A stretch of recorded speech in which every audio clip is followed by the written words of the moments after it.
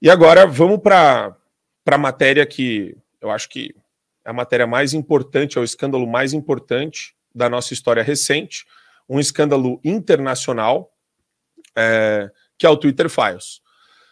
Vamos colocar para vocês a matéria da Revista Oeste, que dá uma resumida, e ao longo aí das nossas interações a gente fala para vocês do que se trata isso no detalhe. O que se sabe sobre o Twitter Files, os arquivos do Twitter, Moraes e as eleições no Brasil. O jornalista Michael Shellenberger, inclusive ele vai estar no Fórum da Liberdade. Sexta-feira eu vou estar no Fórum da Liberdade para compor ali um podcast, vou dar uma entrevista num podcast.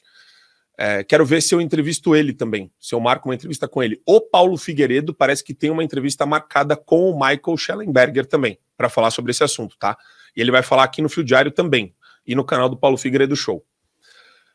Ele afirma que o presidente do TSE exigiu da plataforma dados pessoais de internautas responsáveis por postagens que ele não gostou. Cara, tem tudo. É um buffet de abuso e de ilegalidade. O que vocês quiserem tem. É ilegalidade e perseguição contra jornalista? Tem. É contra deputado federal? Tem. É pressão nas redes sociais com multa pecuniária por hora de R$100 mil? Tem. Pode procurar, que vocês vão achar uma miríade de ilegalidades e abusos sem limite no Twitter Files. Põe a manchete do Brasil 247. Manchete do Brasil 247. Elon Musk declara guerra a Alexandre de Moraes e vaza documentos sobre suposto ataque à liberdade de expressão no Brasil. Suposto ataque, né? Não tem absolutamente nada de indício, é o suposto ataque.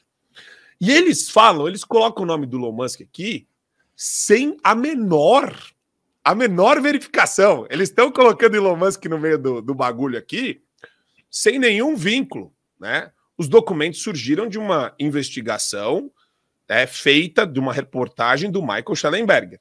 E ele coloca o seguinte, ó, dono do X liberou os Twitter Files Brasil para, professora, presta atenção, para estimular ataques da extrema-direita ao ministro do Supremo, Alexandre de Moraes.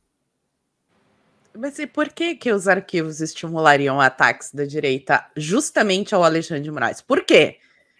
Agora liberam o arquivo, a direita tem um surto psicótico e mira no Alexandre de Moraes sem nenhum motivo. Basicamente, é o que eles estão tentando colar nessa manchete.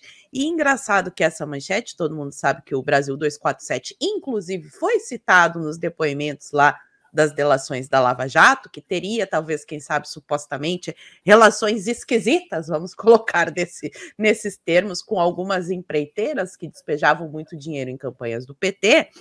Não era esse pessoal que estava dizendo que era contra o sigilo? Eles não querem a ampla divulgação? Qual que é o problema de se divulgar esses documentos que pertencem a uma empresa privada? E ao governo deveria ser ainda mais transparente, né? Porque na democracia a gente tem esse princípio da transparência.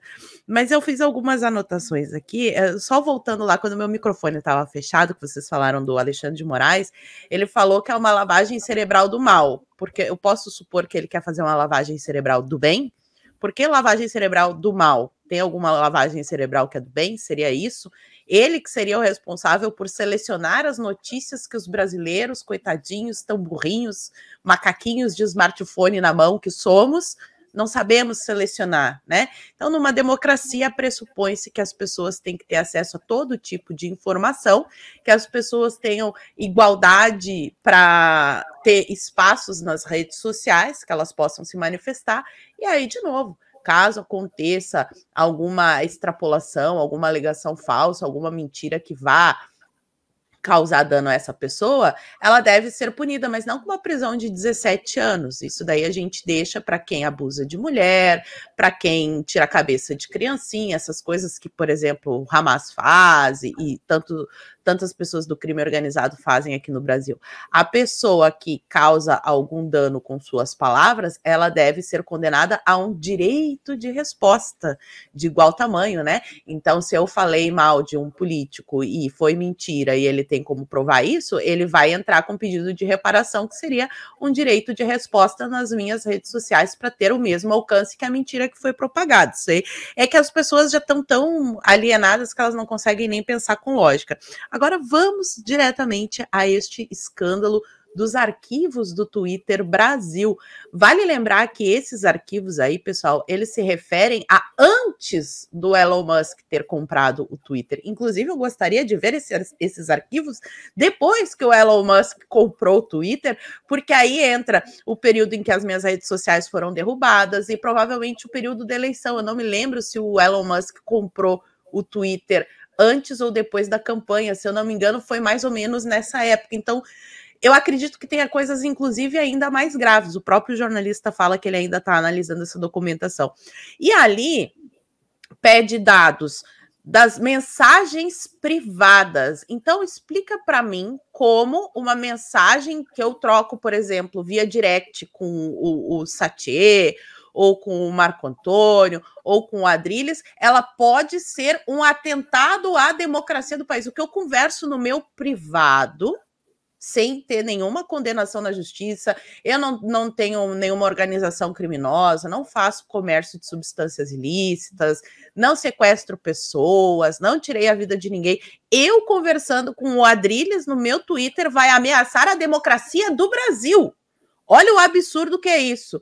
Mais absurdo ainda é saber que esses pedidos foram feitos não só com relação a cidadãos comuns, mas também as mensagens privadas de políticos. E aqui a gente está falando do Twitter, mas vale lembrar aí que em um dos prints nos e-mails, eles respondem que somente o Twitter está se negando a dar essas informações. Então, o WhatsApp, o Facebook, o Uber deu essas informações. Os nossos parlamentares estão com a sua vida íntima, não estamos falando...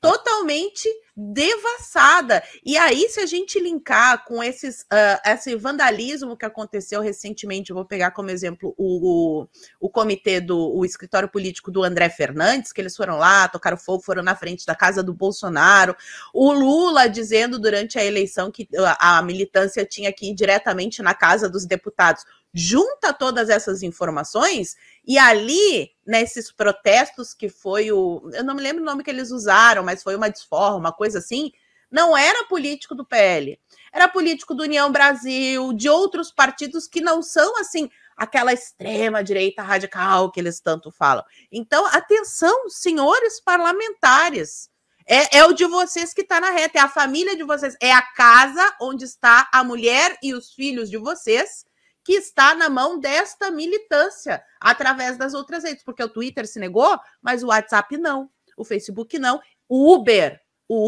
não. Então, isso daí é um negócio assim, eu não sei, se os parlamentares não fizerem alguma coisa agora, eu não tenho mais o que fazer, infelizmente, entrega para a ditadura de toga, Marco. Assine o Fio Diário. Assim você vai ter acesso integral ao programa completo Adrilles sobre tudo, além de outros diversos programas na nossa plataforma. Assine aí.